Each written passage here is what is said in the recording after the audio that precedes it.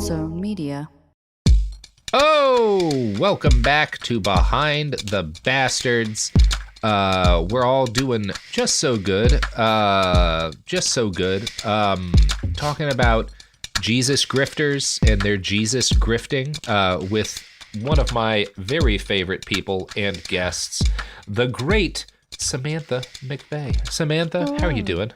I am here. Mm-hmm. That's You're here, answer, alive. right? Yes, we've just been talking about how tired and slightly broken we all are already this year. Broken. Yeah. But hey, we exist. We're still alive, technically, not Yes. in the ways that matter, maybe, but like technically, Yes. Yeah, just like, well, actually not at all like Susan Alamo, because she's just dead as hell. She is super fucking dead. You told me a few times that she is good and dead. She is real dead. Oh, you are, I don't know if you're ready for the amount of dead this lady is. Just the popcorn. deadest. Samantha, are you ready to get back into it? Let's go. This is an iHeart podcast. Guaranteed human.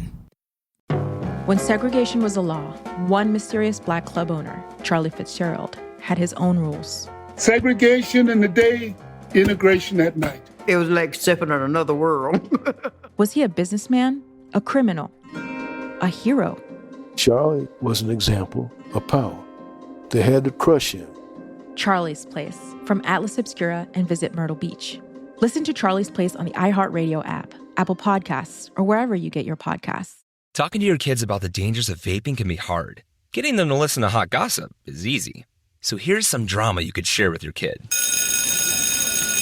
Dude, did you hear about Cassie and Jake? No, but did you hear that vaping can cause irreversible lung damage and nicotine affects brain development? Nuh-uh. You don't need to gossip if you want to have an open conversation about vaping. So if you want to get tips on when and how to talk to your kids, visit talkaboutvaping.org. Brought to you by the American Lung Association and the Ad Council. Hey everyone, it's Emily Simpson and Shane Simpson from the Legally Brunette podcast. Each week, we're bringing you true crime through a legal lens. Whether you want all the facts on the disappearance of Nancy Guthrie, or you still need to wrap your head around the Diddy verdict, we're breaking it all down step by step. And we're not just lawyers, we're also husband and wife. It makes for some pretty entertaining episodes. Listen to Legally Brunette on the iHeartRadio app, Apple Podcasts, or wherever you get your podcasts. This season on Dear Chelsea with me, Chelsea Handler, we've got some incredible guests like Kumail Nanjiani. Let's start with your cat. How is she? She is not with us anymore. Okay, great way to start. Maybe you will cry. Ross Matthews. You know what kids always say to me? Are you a boy or a girl? Oh my God. All that's the time. So funny. I know. love it. So I try to butch it up for kids so they're not confused. Yeah, but you're butching it up is It's basically like an angry woman. It's like Doris Day. Right? No, I turn into B. Arthur. Listen to these episodes of Dear Chelsea on the iHeartRadio app, Apple Podcasts, or wherever you get your podcasts.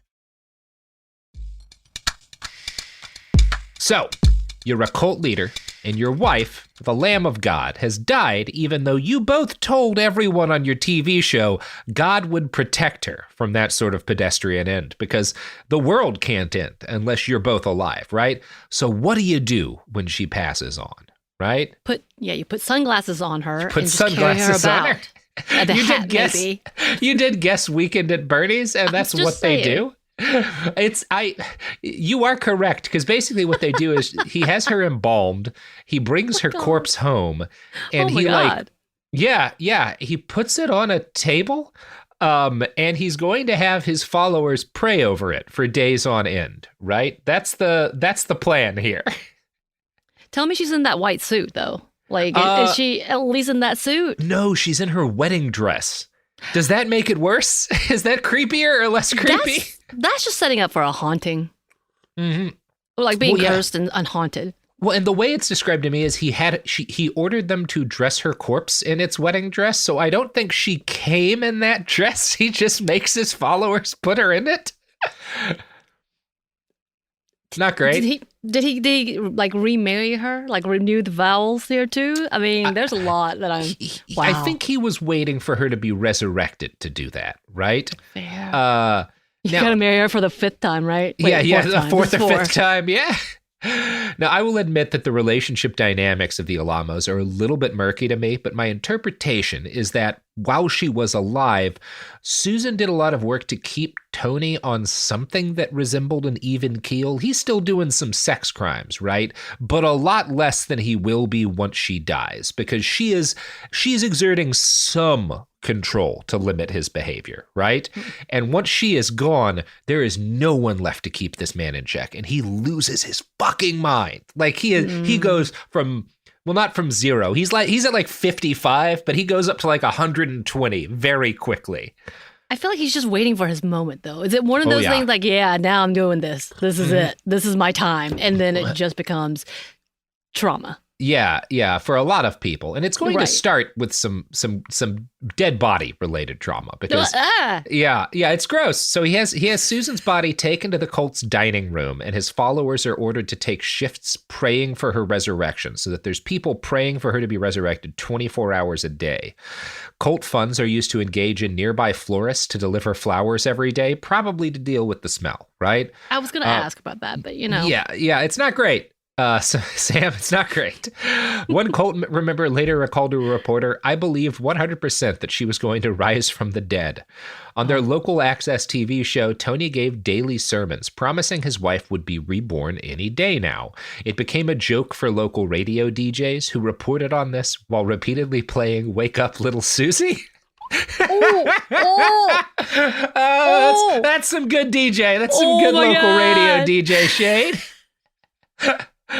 I mean, yeah, you could wrote just itself. No, you can just see how you'd cut this together though in like the HBO version of this story. Do a little montage or something.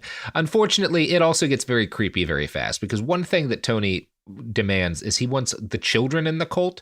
He makes them cuddle with Susan's body at night. This is bad. What? Again, he's and those lost kids his became mind. serial killers. Yeah, those kids went through it. We'll say that much, right? One of them, Elijah Frankowicz, later said, "She smelled. She was cold and really, really hard. She was dead," which I feel like we didn't need at the end there. But yeah, it's just good to reinforce that to yourself when you've been told for 6 months that she's alive. So was this during an interview, like? Yeah, years later. Like, so they years just found later. him. He like, you slept with a dead body. Tell us about that experience. You grew up in this also cult. to those people, I'm so sorry. Yeah, I think that's basically what it was. Is like, because eventually there are court cases, and eventually there's prosecution, and a lot of these kids get out and then go talk to the media about like, because these are the folks who were not. They were true believers in that they were kids raised in this cult, but they also, they're not converts, right? If you grow up, in a different religion somewhere and you convert to something like this, you tend to stick with it for a long time. Whereas a lot of these kids raised in this, like as soon as they can, like, I'm getting the fuck out of this place. The fuck is wrong with these people and my parents? Jesus. Yeah. So this goes on, this whole corpse thing goes on for 6 months. I was waiting for 6 days. 6 months? No. Like a wildly long time. And the body was okay? Like... No, it's not okay. It's very, very gross. Greta Allendorf writes that every day Susan remained dead, the children were beaten. So it's even worse than just the things about this that are obviously gross. Because the kids are being physically punished for not bringing this woman back from the dead. Good cult stuff. Yeah. Were they not cuddling enough? Is that the were they reason? not cuddling the dead lady enough? I don't know. You'd have to ask what's Tony. supposed to happen? Well, she was supposed to come back to Tony. like by the kids laying on her? Oh, I think something like that. Oh. I think something like that. This is where I need adult supervision. What the hell? What the fuck, right? No, we are now in rarefied cult air. We do a lot of cults, but this is some of the cultiest cult stuff we've ever culted on this podcast. Is a new level. Yeah. New level. Okay. Fascinating stuff. Incredible work, Tony. Eventually, and this is, you got to give him some credit for personal growth. He comes to accept that his wife is dead, right? you know? Growth? Yeah, I was joking. That's not growth. Okay. I mean, I guess it is, but you don't have to give him credit for it. Just conceding. It sounds like he's conceded. It's conceding.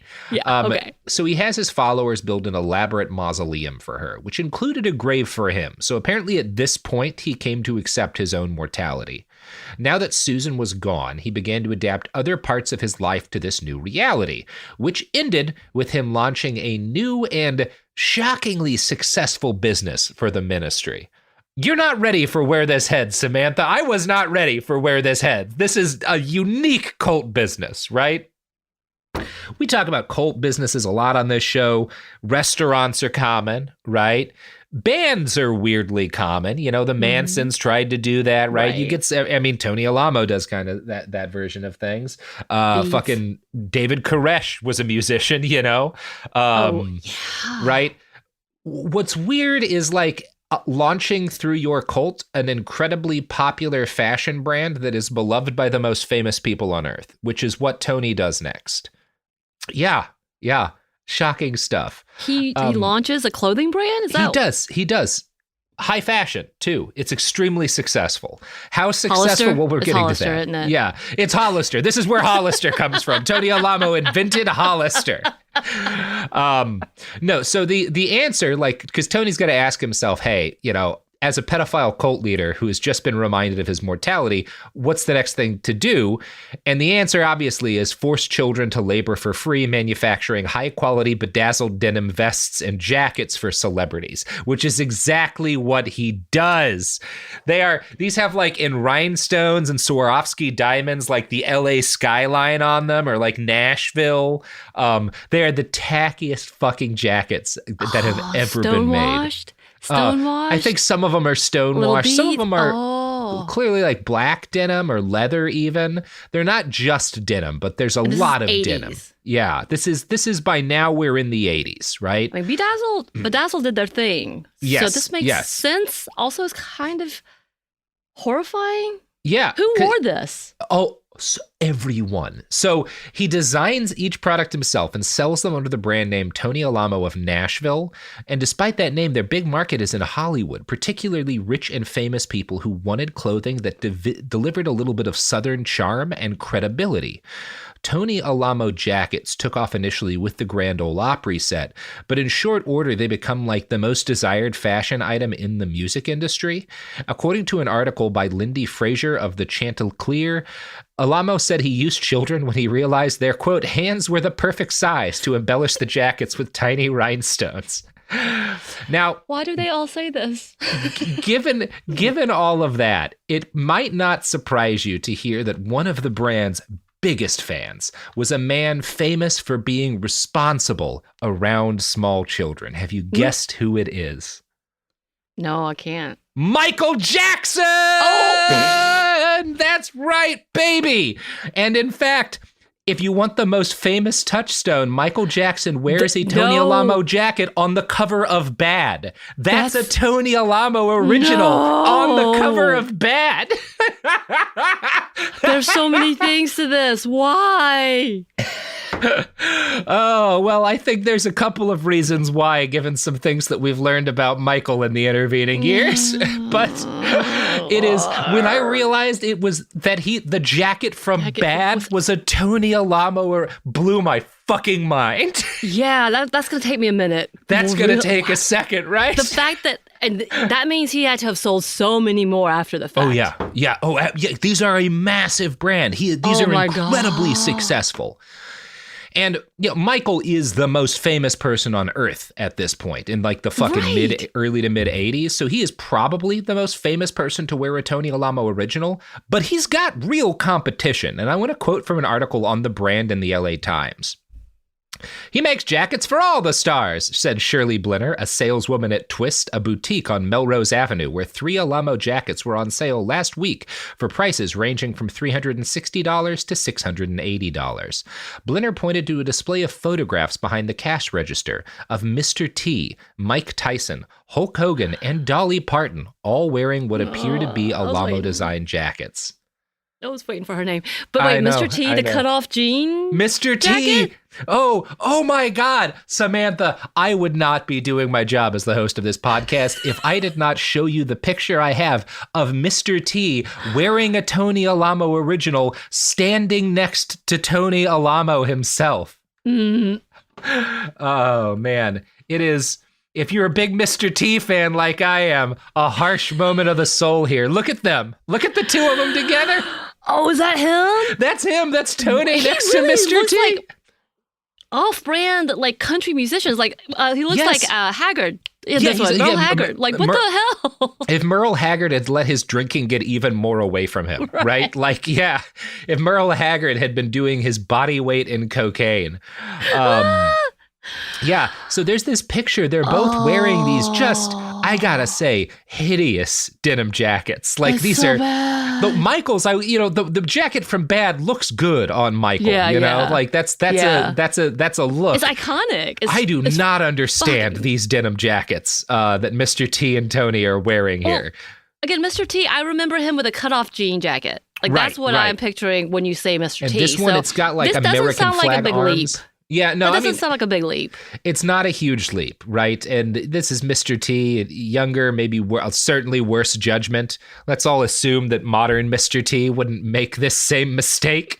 But yeah, the picture I've got, which we'll put up, this will probably be the background of one of the parts of this episode. But it just says, Mr. T pictured here with Pastor Tony Alamo. Both are wearing Tony Alamo designer jackets, which are worn by thousands of actors, entertainers, recording artists, sports figures, presidents, politicians, kings, queens, princes, princesses, and others who are able to afford them.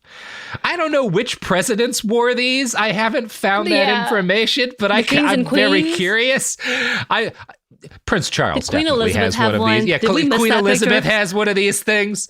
But Queen Elizabeth had it because she would not buy a jacket if she didn't know child labor had gone into it. So that's the question. How is it marketed? Was it marketed as just like hand sewn with love from this church? It's marketed with that line, their little hands can put the rhinestones on best. This is the only way we could fit the tiny stones on there. There's with a little the tiny quote hands above the tag, we don't pay the children. They pay us by... Yeah, they pay us with their labor, for saving their souls. And cuddling with dead bodies. Yeah, and cuddling with dead bodies. Now, in addition to jackets, Alamo's clothing line sold sharkskin boots, leopard skin jackets, and sequin gowns, often including Swarovski crystals and diamonds as accoutrements.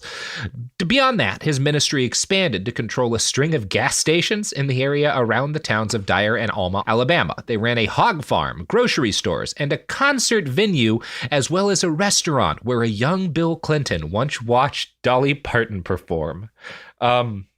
The number of famous people who are just like bit parts in the fucking Tony Alamo story, unreal. So did people not realize it was a cult? They just assumed it was just a foundation in a children's home or like a halfway house type of thing at this point? At this point, there are some people who have left. If you really wanted to look, you could find some allegations, right? But there's no lawsuits yet. No one like there aren't any like major cases about like the worst things. This is right around the period of time where there are some lawsuits about them like not paying workers, but the worst stuff hasn't really come out yet. So that said, when it does, they keep selling the jacket. So I'm not letting anyone off the hook for the fucking jacket thing because they keep being a popular product even when he's on the run from the FBI, as we'll document. Really? Yes, it's amazing stuff. And it's still named the Tony Alamo jacket collection, jacket company. Yeah. And people are like, yeah, I still need that. I really need that now because he's not going to make. Now I need it. Because they're not going to make it anymore. No. I have to have one. It's a limited edition. Sam, think about it this way: if Osama bin Laden had been selling Jinkos while he was on the run, I would have wanted a pair of those Jinkos, the Bin Laden Jinkos. Oh my god! I mean, maybe you could resurrect him from the dead. All you got to do is cuddle him. That's right. I think we can make this work for you. I'm going to have to go to the sea. In his 2005 book, My Life, Clinton described Tony Alamo as Roy Orbison on speed, a description that doesn't make a lot of sense to me because we listened to him and he's not a fast singing or speaking guy. I don't know why he just... Yeah. That's why he needs the speed, right? Oh, no, that's what he sounds like. Yeah, that's what he sounds like. And he kind of sounds like a slower Johnny Cash to me, who also sucks at singing.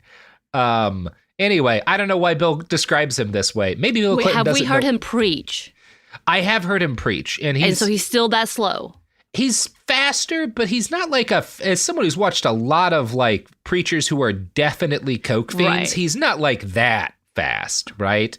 You mean in the spirit. And I was going to say maybe Bill Clinton doesn't know much about speed, but Bill Clinton definitely knew a lot about speed. young Bill Clinton knew a little bit about speed. I'll tell you that much right now. He knows a lot of things that he knows a lot of things knows. He shouldn't.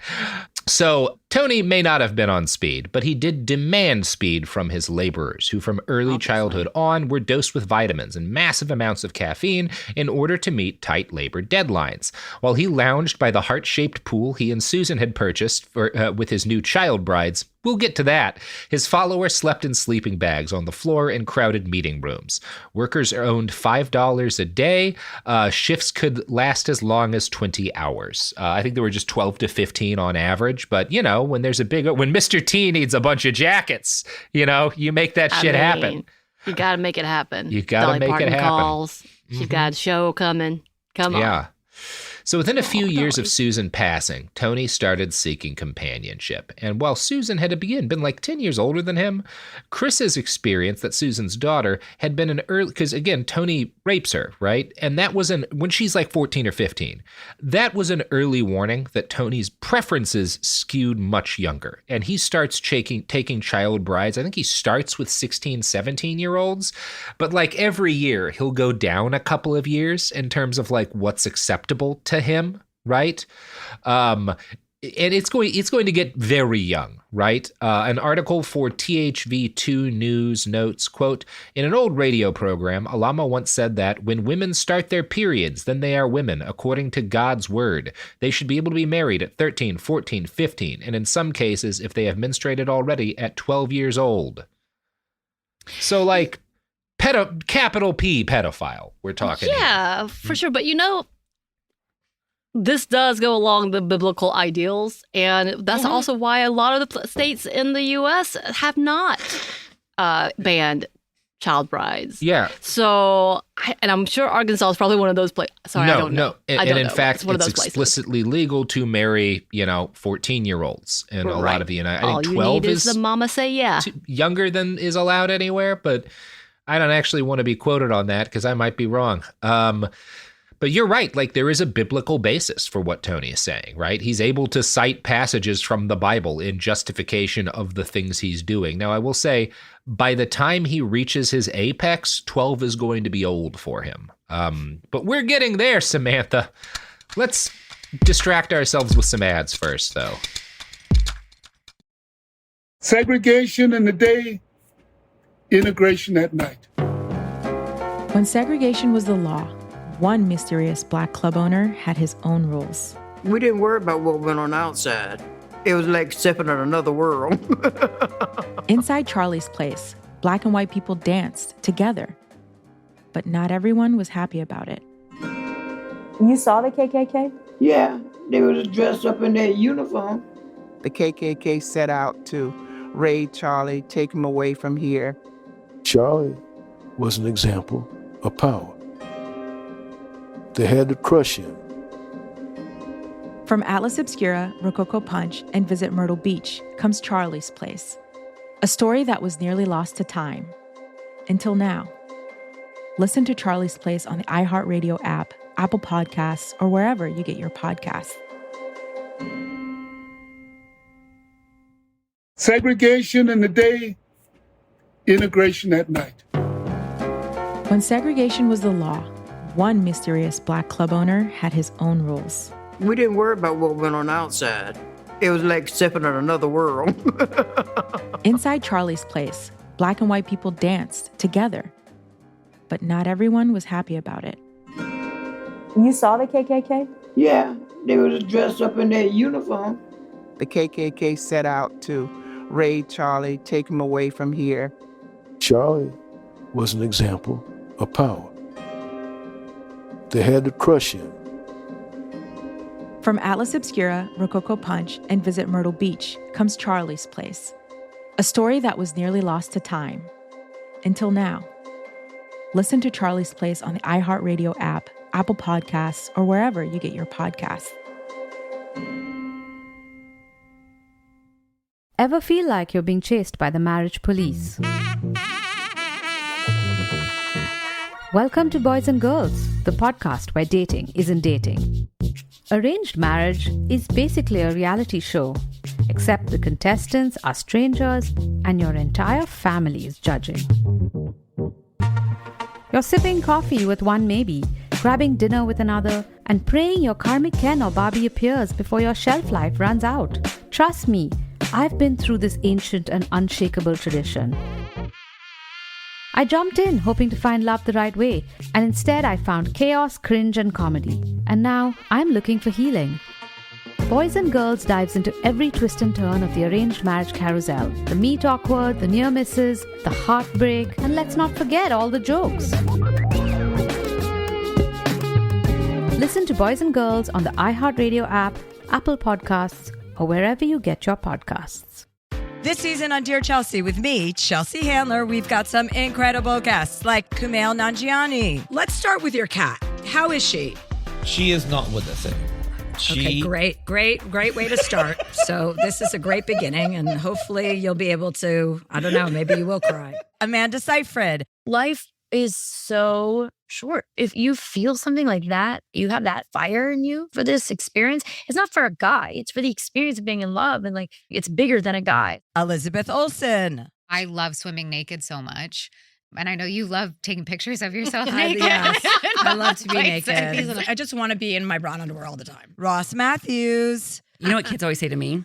Are you a boy or a girl? Oh my God. All the That's time. so funny. I know. love it. So I'm always like, hi. Or I try to butch it up for kids, so they're not confused. Yeah, but you're butching it up is It's basically like an angry woman. It's like Doris Day. or Right? something. No, I turn into B. Arthur. Listen to these episodes of Dear Chelsea on the iHeartRadio app, Apple Podcasts, or wherever you get your podcasts.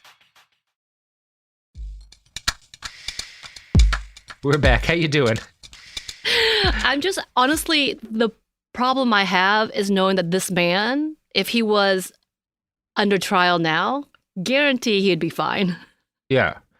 I think he would be so fine. Like People he would would be- probably be in office and or an advisor at this point. Like that's just the level. If he People- has gone that well, Oh, yeah. I Yeah. think he could have people marching in the streets with guns protecting him for sure. I Mhm. mean, he does get that. It's just that it kind of pisses off everyone around him because America's in a little bit of a different place at this time. So as Tony gets older, his beliefs on the proper age to marry a girl get looser. He moves the age limit down to 10, arguing that as long as a girl had started to menstruate, the men around her didn't just have the right, but a duty to marry her off, quote. And again, when you say there's a biblical basis, here's his argument. God impregnated Mary when she was about 11 years old. So the government idiots, the people that don't know the Bible, what you're going to have to do is get a hold of God now. You're going to have to get up there and cuff him and send him to prisonatory for statutory rape. And yeah, if God fucked an 11-year-old, yeah, he's thousands. Speak of a power imbalance, he's also God. right. Like there's just, well, I mean, that's the point. I Like, know he's there's a putting lot of himself- debate as to the ages and stuff here. Yeah. But I mean, like in general, like he's also a god, Yeah. obviously. Maybe he didn't resurrect his wife, Maybe but that he was didn't. for a plan to impregnate adolescents. And it's this whole thing. Like I can remember because I grew up, in and around evangelicals in the post 9/11 period, constantly hearing about how the fundamental evil of Islam was that it allowed Muhammad married like a 14-year-old girl or 12-year-old girl or something like that. That's okay in this religion. That's part of like the reason why it's, but like you can look at any religious text from that period and find a justification for fucking a little kid. Right? That's just the reality, in part because of the time period in which those things were written. Ultimately, my stance is that outside of specifics of the faith that they claim to be, people who want to fuck kids find a reason to justify fucking kids. Right. And Like- people who want to put those people on pedestals will justify why this is okay. Sure, For exactly. that group of people. For that group of people. Right, I mean, Matt right. Gaetz. Matt, He's fine. Matt He's Gaetz. great. Exactly. Matt Gaetz. We call this the Matt Gaetz coda, right? So a write-up for the SPLC continues. It's a theme that Alamo keeps coming back to. In a radio show just this February 24th, the preacher cited that the alleged promiscuity of first graders as grounds for marrying them before the legal age of consent.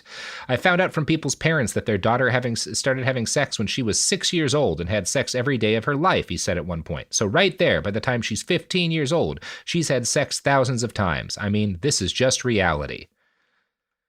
The alternate reality you have to create for yourself to exist within these things. And people have to listen to him talking about 6-year-olds having sex thousands of times and be like, yeah, that's the way things work. That's about right. That's what kids do. I've never seen a child, but this seems accurate. Oh my God. I think some of it is literally a lot of these people will justify, you see a kid look at another kid of the opposite sex and you're like, well, that's basically sex, right? Right. I don't know. I don't know fully what, there's a lot to dig into here, but this is some of the most vile pedophile justification stuff I've ever heard. And this is not a subject we cover, sparingly on this show, because it turns out that wherever you find the worst people in a society, you'll find a lot of them finding reasons to justify having sex with little kids. Right. Just a thing that keeps happening. It happens with Christians. It happens on the left. It happens in every religion and every political movement. It happens all the time with conservative Christians. It's just it's these people are predators, and predators are good at taking advantage of power dynamics. Tony's a predator who wound up at the head of a cult, and he understands how to manipulate people. And as time goes on and he's kind of freed further from any influence of his dead wife, he gets more and more extreme with the things he's willing to justify to his followers. And he keeps getting away with it, so he keeps going further. Right. My question, though, is that the wife wasn't necessarily trying to protect the children as much as she was jealous of the children, She's which his is what wife, happened with right? her daughter. Yes. Yeah. She was upset with the daughter for seducing her husband at such a I'm young not trying age. to give her moral credit. Yeah. Right. But this is that conversation is that no one really takes responsibility because they're just well, he's the one bad character. We didn't know better. But the thing is, yeah, you did. Yeah, you did. You're the parent or the people who are watch these children grow up or haven't grown up, and then that's everything about this, and the fact that this continues to be a justifiable conversation, as if eventually someone will believe me and agree with me. Yeah, and it works. They do. Yep. Yeah, and it works for him for way too long. Mm-hmm. In 1993, he releases a tract titled The Polygamists, where he justifies his behavior by arguing the Holy Scriptures proclaim polygamy to be righteous. And he's doing a lot of what there's a chunk of the Mormons, the FLDS church, very similar justifications for polygamy and for fucking kids, that you find between the two of them. Very similar to the kind of stuff David Koresh is saying, right? Because David Koresh is a friend of his, right? Of course. Of course these guys get along. Wait, I would think that is because he would be older than David Koresh, right? I'm trying to think about timelines. I think he is a bit. He's so definitely maybe he was older. mentoring this dude at this point. I think there's a bit of that going on. I don't know how Koresh, because obviously Koresh is no longer able to give interviews. So I'm not sure 100% how David would have described what their relationship was, but we'll talk about a little later how Tony describes it. In a broadcast for his TV network talking about polygamy, Tony expounded, "They're condemning polygamy when it's never condemned. God never says no polygamist shall enter the kingdom of heaven. But these bastards, these homosexual Vaticanites, they condone homosexuals and they condemn marriage, and a man that would take care of they say you're a polygamist, that I married too many wives. Well, find out, prove it. And even if I was, there's no law in the Bible against it." Now, as you may be noticing here, Tony saved much of his hatred for gay people and the Catholic Church, who he thought were the same thing and were responsible for both Nazism, communism, and pornography. All of it could be traced back to the Vaticans. And while Tony didn't get along with the Catholics, he could be open-minded when it came to other cult leaders. He was friends particularly with David Koresh. Tony told an interviewer that David was, quote, like a brother to me. No, I don't know. Does that mean they were really super friends? Did he just see some value because these guys are preaching similar things vis-a-vis pedophilia and polygamy? I don't know. It's hard to say precisely how much money came into the cult because Tony was not a fan of paying taxes. I know you're going to be shocked by that, right? The foundation, and again, the church doesn't have to pay taxes because that's how churches work, unfortunately. But like his massively successful business selling denim vests to Mr. T has to pay taxes. Does it? If it's under like the actual umbrella of his cult, he still does? Yes, because it's not. I mean, like it's an actual like business, you know. Tony's arguing it shouldn't have to, but the IRS will feel differently. We know that from 1970 to 1976, the foundation's reported income went from $46,000 a year to $1.3 million a year. And again, this is 1970s money and is obvious underreporting. The cult's numerous businesses and fleet of Cadillacs would have required much more than this in income to maintain. What got Tony in trouble for the first time was the Fair Labor Standards Act. No matter how many fire and brimstone speeches about hell Tony gave, some number of his followers left each year, and as they re-entered the real world, some of them caught on to the fact that Tony had actually broken the law by not paying them. Some of these people wound up talking to the government, and in 1976, the Department of Labor sued the foundation for exploiting workers. It alleged that they'd been made to work 12 to 15 hours a day, 6 to 7 days a week without salary. Now, that starts in 76, but the case takes a decade to wind to conclusion, right? This is not a fast-moving case, and it reaches the Supreme Court. The Supreme Court hears this case and rules 9-0 that workers, even in a cult, are entitled to minimum wage and overtime benefits, which you would think, oh, good, Tony's going to have to pay everybody now. He does not. He finds workarounds, he delays payments as long as possible, and he orchestrates ways to recoup the money. Now that he was paying his workers a legal salary, what he would do is every couple of weeks, he would give everyone their paychecks, and then they would have a big to-do of everyone handing their paychecks back as donations to the church, right? Tithing, right? That's what I would assume. Exactly. 100% tithes. Still, the case had been as high profile as cases get, which drew the attention of federal law enforcement. So, at this point, Tony has gotten sued. He's lost his case. It takes 10 years for him to lose his case, but nothing really changes about the way the cult actually operates its business. In the early 1990s, the Tony and Susan Alamo Foundation embarks on a bold new scam, one that was surprisingly petty given the other businesses operated by the cult, but it gives you the level of contempt that they have, both for like Christian charity and for the law. And I want to read a quote from an article by NBC News. Peter N. Georgiades, a Pittsburgh lawyer who sued Alamo on behalf of ex-followers in the 90s, said ministry workers accepted donations of food near its expiration dates, wiped off the dates, and resold the items to grocers. It's plain, flat-out fraud, the lawyer said. Mary Coker, who helped ex-followers contact federal agents, said that the ministry has been selling outdated government-donated food since it moved to Fuq in the 1990s. So, part one of their businesses is taking food donations and then operating a business to sell to grocery stores expired foods that had been donated for free. I'm not gonna lie, that's a hustle. That's a hustle. Look, come on, these people, he's got a lot of minds working for him. There's a lot of dudes whose only thought every day is how can we make more money for Tony Alamo, and they keep coming up with ways. That is, I would have never thought of that.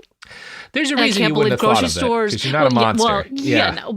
Grocery stores actually buying from them, that's, I guess it's different times. It's different times. It definitely was. That's amazing. In 1991, the feds carried out a raid on Alamo's HQ in Georgia Ridge. He had enough warning that he was able to flee ahead of the authorities, along with most of his valuable property. The cops who raided his place found piles of Bibles, 82 pews, 1,500 Alamo jackets, photos of Tony with Larry Hagman, and dozens of mirrors. But they did not find Susan's body. The mausoleum had been smashed open. Wait, her body's missing now? Oh, yeah, missing again. Wait, what? Mm-hmm. What? Mm-hmm. Are we trying to resurrect her 2.0? Is this like... No. What's happening? It's so much pettier than that. So, Chris, Susan's daughter, despite how much her mom had abused her, still loved her mom and wanted to give her a proper burial. Oh. And Tony hates this girl.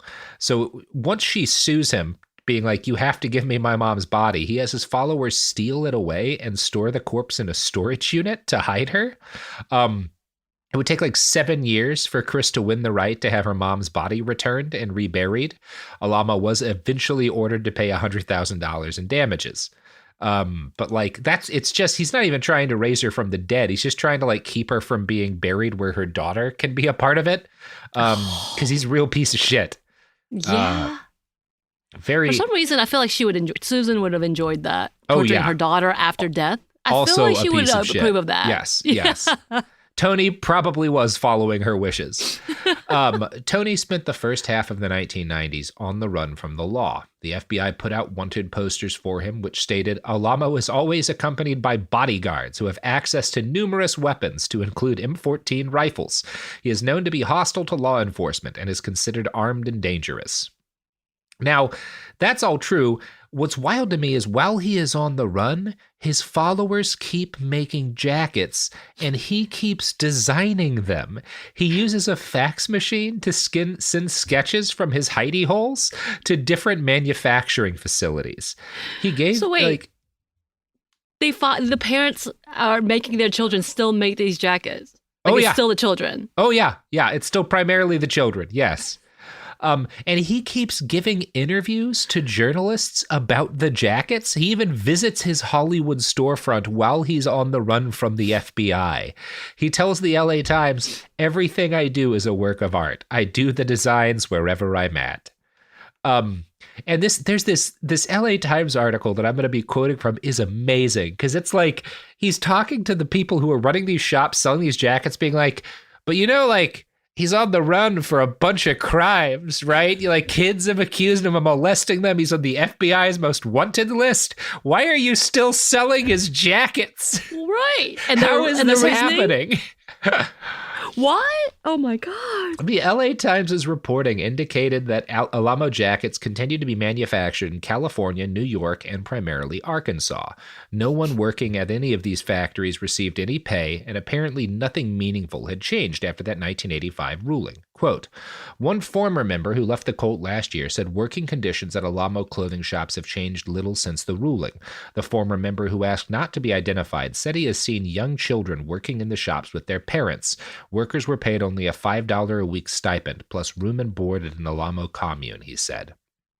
Now, the article struck a bemused tone, veering from the store owners and customers praising the artistry of the jackets. We felt differently about rhinestones back then, to former cult members describing the labor conditions as that of an unpaid sweatshop that primarily employed children. When questioned about this, Tony told a reporter, the clothing is so groovy. Everyone wants it no matter what they think I am. No matter what, the superstars are going to want my jackets. First of all, the voice is fantastic. Did he take on hippie speak in order to sell this after all of that? No, he comes out of that world. I think he is at one point. I think in the late 60s, he probably was trying his hand at being a hippie. He's in LA around that time. I guess hippie and jean jacket denim, maybe they do go hand in hand. I don't know. Sure. He is, and this whole cult is shrapnel of the hippie movement, right? The hippie movement doesn't really change anything. A lot of people wind up on the street and mentally damaged in the aftershocks of the anti-war movement and the summer of love. And, Tony and his initial cult followers are those people. Mm-hmm. So, being decent reporters, the LA Times crew reached out to the FBI about the fact that this guy, who's apparently one of their most wanted, seems to still be selling jean jackets in Hollywood. Quote, FBI spokesman Jim Nielsen said the Bureau is continuing its search for Alamo, but refused to elaborate on the investigation. Now, if you're thinking, boy, isn't the fact that this serial child molester and child trafficker manufacturing expensive clothing for the most famous people on earth and giving interviews while on the run from the FBI, isn't that a hideous indictment of our federal law enforcement agencies? And my answer would be, oh man, they were up to so much worse shit than this in the mid-90s, bro. I don't know what to tell you. Right. Oh, fuck, I'm thinking man. that's low on the totem pole. This is actually kind of low. Yeah. Now, some of the money from jacket sales was reinvested into the cult, primarily into the production of vast numbers of flyers, complaining that Tony was being wrongfully targeted by the government on behalf of the Vatican. His Christian soldiers, largely followers based out of his Saugus compound, trawled the streets of Hollywood and West LA, putting leaflets on the windshields of thousands of cars. From that article, the leaflet's rambling denunciations claim that the district attorney's office, the Internal Revenue Service, and the Department of Labor are linked to a terrorist plot against the Alamo Church, led by Pope John Paul II. The leaflets have become a common sight on Los Angeles streets, with titles such as Government Subversion Against Alamo and Tony Alamo, My Side of the Story. They have at various times appeared littered along the sidewalk on Broadway in downtown Los Angeles, at a county courthouse in Lancaster, and on the windshields of cars at Dodger Stadium and Los Angeles International Airport. The leaflets bear the same Saugus phone number as glossy brochures used by Alamo Designs to promote the sequin jackets. By dialing the number, callers can learn how to obtain more of Alamo's religious literature, or which Los Angeles area stores carry Alamo's jackets. You can get it all, propaganda or the jacket Michael Jackson wore in Bad. Same guy. Ooh, what a deal. What a deal. A good conversation and jackets. Beaded jackets on Beaded that note? jackets. Yeah, so many, right? It's so funny how they would talk about rhinestones, like serious art. Like, oh my God, the rhinestones on these are amazing. They're so good.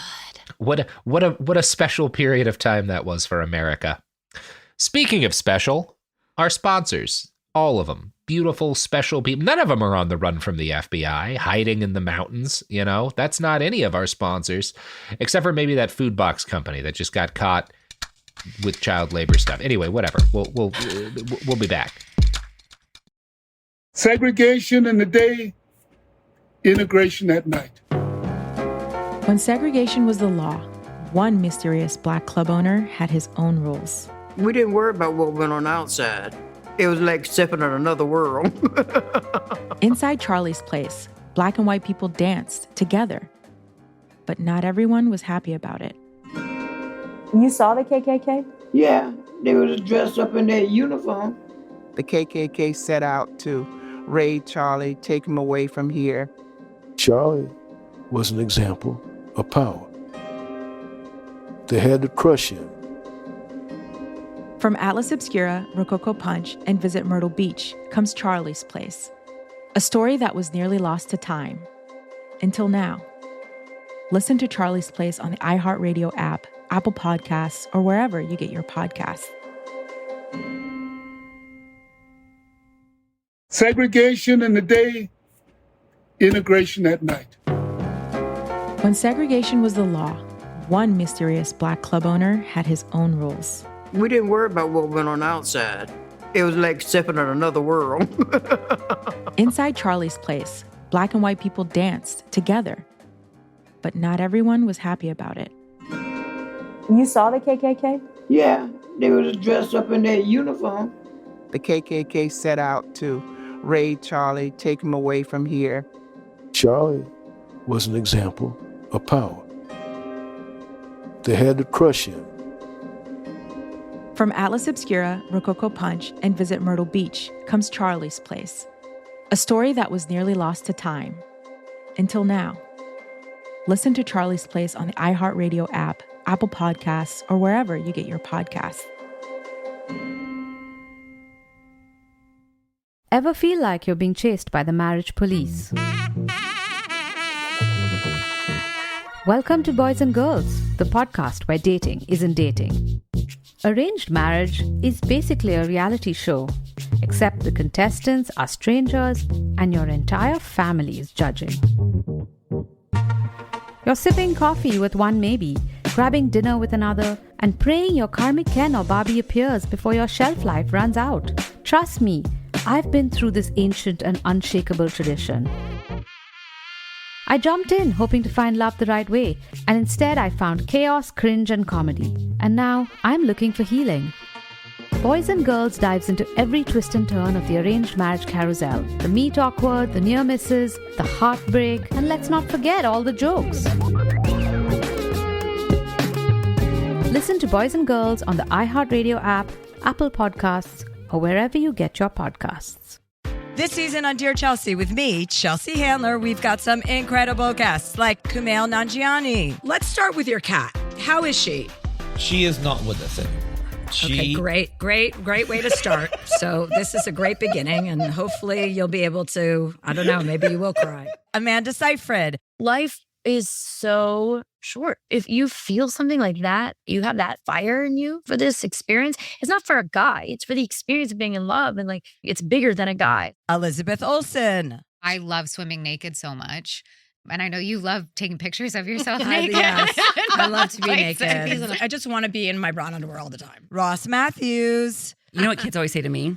Are you a boy or a girl? Oh my God. All that's the time. so funny. I know. love it. So I'm always like, hi. Or I try to butch it up for kids, so they're not confused. Yeah, but you're butching it up. It's basically like an angry woman. It's like Doris Day. Right? No, I turn into B. Arthur. Listen to these episodes of Dear Chelsea on the iHeartRadio app, Apple Podcasts, or wherever you get your podcasts.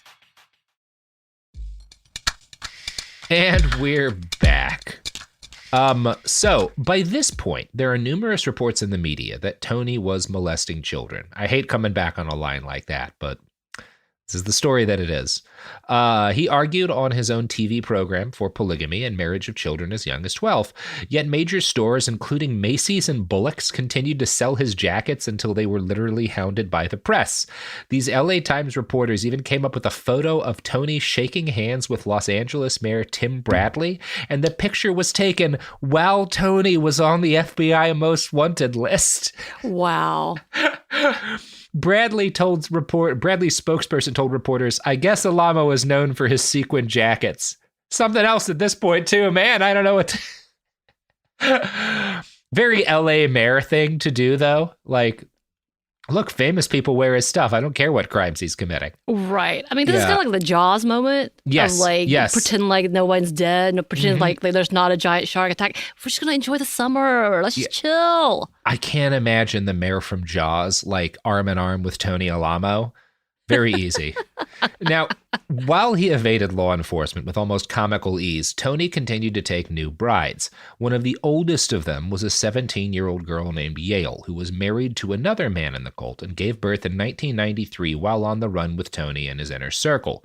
As soon as she finished giving birth, Tony kicked her husband out of the cult. Yale had to beg to have him reinstated, and Tony told her he would on one condition: she'd have to marry him. From a write-up by the SPLC, Alamo's 5 wives played with her young daughter in another room as she pondered her fate. It's like having a loaded gun to your head, she says now. Refusing Alamo meant not only might you get beat half to death, but you'll go to hell on top of it. So, pretty bleak. She says yes, the thing that you would expect happens. It's as awful as you would guess. It took Yale years to accept that what happened was not consensual, but obviously she was 17 and he was 60 and the leader of her cult, right? So they're not married long, and during their brief period, because he is free for about a year after marrying her before he finally gets caught, and during that brief period, he marries a 9-year-old girl and a 10-year-old girl. Here's how Yale described his grooming practice. Every little girl starting to develop wants to feel beautiful, and he was very good at making them feel that way. He preyed on the fact that we were alienated from our parents. They worked and worked, and some of us hadn't seen our parents in a very long time. Yeah. That makes sense. Yeah. No. I mean, to be fair, in these cult situations, it doesn't matter. Usually the parents, whether they're present or not, they're somewhat complicit. Complicit. Again, and I think a lot of these, yeah. But then, like, separating them makes a lot of sense, which it does happen in a lot of cults. Yep. It's pretty standard cult behavior, and it makes sense that that's how Tony works. So he was okay with other people having multi-relationships too? It wasn't just him, or did he do all the marrying? Oh, he's doing all the marrying. Okay. Yeah. Some people are allowed to be married, but as Yale's kid, like, you can get forcibly separated by him if he gets jealous of your relationship. Ugh. In 1994, the year after their marriage, Tony was finally arrested in, this is not going to surprise anyone, Florida, where he had been living for most of the time he spent on the run under a fake name. He was convicted of tax fraud to the tune of $9 million and sentenced to 6 years in prison. Again, there was evidence by this point that he was practicing polygamy with children, but a year or so before his arrest in February of 1993, the BATF and the FBI had a bloody standoff with Tony's friend David Koresh and his cult outside of Waco. The whole thing had ended with several dead agents, many dead cultists, and dozens of dead children. The disaster at Waco, which came right off the heels of the bloody ATF standoff at Ruby Ridge, had galvanized the American religious right against what they saw as federal overreach. The fact that the feds had fucked up hideously and made a very bad situation even worse made all of this a lot more problematic, and the FBI et al. Responded by pulling back from going after figures like Alamo, which is why I suspect no one did the fairly minimal work necessary to charge him over his polygamy and child molestation at this stage. In fact, while he is in prison, he is allowed to have visitation rights with his wives, per the SPLC. The children? Yeah. What? Yeah. Although he was incarcerated during most of their marriage, Alamo kept in touch through regular prison visits, where Yale and other wives present at the time alleged that he would fondle the younger girls as older wives blocked the view of the prison security cameras.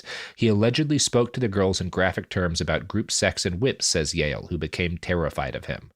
At the time, Yale says she was still in awe of Alamo. She worked 18-hour days transcribing the tapes Alamo would record for his followers, she says, editing out his curse words. I would have killed for him, or would have killed my child or anyone for him, even though I hated him, Yale says now. I'd become his little demon, finding sick joy in telling people horrible things on orders from Tony. Oh. Oh, boy. What? Cult dynamics, like, I don't know, 201 there. The whole older wives hiding what's happening, but also the fact that, like, why are you prison officials letting children come here? There's so many questions. I have so many questions. Like, not there's his kids already at all. rumors. Like, they already know there's these rumors, but then they let them in. Yeah. And be What like, the fuck this is wrong with completely you normal. people? Completely normal. Yeah, I mean, a big part of the Tony Alamo story is that our legal system is set up to enable certain kinds of cult leaders, even when they molest children on a grand scale, because that's a lot easier for all of the people who have these government, often these appointee jobs, to just not upset the apple cart and piss off, certain segments of the country by trying to stop the mass rape of children. It's cool. Right. I love it. The amount of first of all, just from what I remember working as a social worker for DFACS, having a child sex abuse case literally cost a dude $6,000 and probation. Yeah. And that's if we had proof. Dead to rights, yeah. I mean, it, had to be forensic proof, or the child had to be able to explicitly tell in detail what had happened to them. That's the level. You would talk about the fact that it only costs a bit of money if you want to do this. It's disgusting. And the Venn diagram of guys who would shoot elected officials if those laws were changed to make the punishments be more substantial, and guys who own kill your local pedophile shirts is just a circle, right? The same guys, the same guys. Yeah, absolutely. Tony ultimately served 4 years of this sentence, leaving prison in 1998 and immediately booking it for the town of Arkansas, Fouke. He repeated the same well-worn tactics that had helped him build an enviable roll of properties and businesses in 2 other Arkansas small towns and in Hollywood up to this point. For nearly a decade, Tony enjoyed wealth and stability. The town even honored him with a certificate of appreciation in February 2006 for deeds that he and his church did to aid those in need in our community and for his Christian love and kindness. And this is why I don't trust Christians. This is why I have a lot of trouble trusting anybody who runs a church. I'll say that much. Right. Yeah. I mean, I was going to say a lot of this is hand in hand, once again, with the current church leaders today. It is. I will say there's a difference in that it's these local small town residents who are, I assume, also evangelical Christians generally, who are some of the first people to stand up to Tony. Because here's the thing about pedophile cult leaders. Again, if you give them an inch, they wind up setting up armed guards on public streets, which is what an increasingly paranoid and elderly Tony did later in 2006. By this point, the feds had started investigating him again, this time, finally, over the child molestation and trafficking. Alamo responded by ordering his armed guards to line the public street approaching his property. It is an unfortunate but undeniable reality that when you give a man a rifle and tell him to patrol a street, regardless of his legal position, he'll start questioning random strangers. This happened, and it seriously pissed off residents who complained to the local government, and then the local government did nothing because they were almost certainly being bribed by the cult or were just scared of it. And thus the government took no action until the abuses grew too numerous to ignore. So residents had to take actions into their own hands. One resident, Judy Frazier, a small business owner in town, started looking into the dark and documented history of Alamo Ministries. She starts publishing stuff. She starts organizing the accounts of like former members, and she's going to be like one of the most effective like ground level activists against Tony. Ex-followers start going to the media with increased frequency. One of them, a former school teacher, claims Tony ordered her daughter, who suffered from epilepsy, beaten while she was having a seizure because said seizures were caused by the devil. Another, Sue Balsley, told the SPLC that her teenage boy was held in the air by 4 men and beaten 140 times as punishment for sending a love letter to a female classmate his own age. And it just keeps getting worse from there. There's the case of a girl, Cindy Jo Angulo, when she was 15 and married to someone else, because again, not great dynamics outside of being married to Alamo in this cult. Alamo calls her into his house and makes her his wife in 1995, which is when she finds out that her 11-year-old sister had also been made a bride. Nikki Farr told the SPLC report that she had fled Alamo's house in 1999 at age 15 after 3 years of basically showing up for those prison visits and being sexually harassed by Tony. She didn't want to marry him once he got out, and she escaped from the cult by crawling through ditches and over barbed wire after he caught her making an unauthorized phone call and knocked her out. Pretty bad stuff. Yeah. Yeah. Was this a documentary at any point? Because some of these stories Ministry sound of familiar. Hate, I think, or Ministry of Evil. It might have been a BBC documentary about this. I may have watched parts of it because some of this sounds, especially like the town being like, this is getting weird. Yeah. Like to finally getting to that point. This sounded familiar. You have crossed the line for small town. Right. Yeah. Like we would mind our business, Propriety. but then when you start doing this and like The armed devaluing men our on the property, streets, the girls fleeing barbed wire. Yeah. Okay. So, from this point on, the dam was broken. Reporting in February of 2007 linked Alamo to a warehouse of 3,000 stolen mattresses owned by 2 of his wives. I wouldn't bring this up because, like, mattress theft, not a huge crime, except these were Tempur-Pedic mattresses from a lot of 8,000 that had been donated by the company to victims of Hurricane Katrina. Tony's men had wound up stealing them somehow and sold an estimated 4,000 of them for $500,000. So, like, you're stealing mattresses for Katrina victims?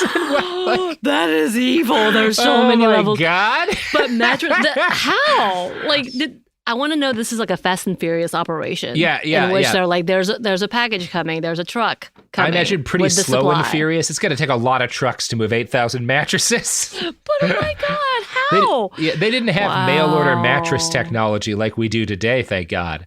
You can't do that with Tempur-Pedic. No, you could do it with like those, what were those? The podcaster mattresses. Now they're at Costco. Yeah, now they're Casper. at Costco. Casper Yeah, or Casper. something. You could do it with Caspers. You could get 8,000 of those in a couple of box trucks. Yeah. So state and federal law enforcement raided the Alamo compound in September of 2008, charging him with child abuse, possession of child pornography, sexual abuse, and trafficking. He was convicted on the testimony of 5 women who claimed they'd been married to him in secret ceremonies as minors. The youngest of these women had been 8 at the time. After decades of horrific crimes, Tony Alamo was convicted in 2009 of taking girls across state lines for the purpose of sex. He was sentenced to the maximum, 175 years in prison. Wow. Now, he ultimately serves only a fraction of that because in May of 2017, he dies at the age of 82, but he still spends a decent bit of time in prison and he dies there. So I guess that's as good as this story was ever going to end. I want to know that the prisoners cuddled him. Yeah. No, I'm just kidding. I want to know that, like, yeah, did they try to bring him back? I don't know. I hope he had a bad time. I hope it was all bad from that point on. Right. Because he didn't get nearly what I would describe as a fair punishment, like 9 years in prison for what's really a dizzying array of crimes. Right. And the fact that he lived a majority of his adulthood in luxury and like infamy, people respected his stuff. That's really disgusting. It makes me, angry at the entire system. Like the fact that people are okay with this. Like, I want to know, did Michael Jackson, obviously he can't now, but like Mr. T, Dolly Parton, anybody ever talk about, having a shame in that or like renouncing any of those things? Did they at least burn? I haven't run into it. I mean, what are you going to say? Like, hey, this guy you bought a jacket from turned out to suck. So like, it's not like, it's not like they were like working together. Like, it's not like Dolly Parton was in business with him specifically. She did some shows at a venue he owned. She owned a jacket. Like, I don't know where we lock that in terms of responsibility and a moral level. Right. I mean, at the very least, like acknowledging that the victims existed, including the child labor that went into her work. Yeah. I mean, I think it would have been good to say something for all of these people who bought Alamo jackets, but I'm not surprised they didn't. Of course not. Yeah. They wouldn't. I mean, we don't know who the queens and kings and presidents are at this point. No. Yes. I do want to know. Yeah. I do imagine the king of Saudi Arabia has a nice collection of rhinestoned denim vests. I mean, I feel like Bill Clinton probably had one. Like, I could see him putting one of those on and playing his saxophone. That feels on par. Yeah, I wouldn't be shocked. Especially since we know he was a fan. Right.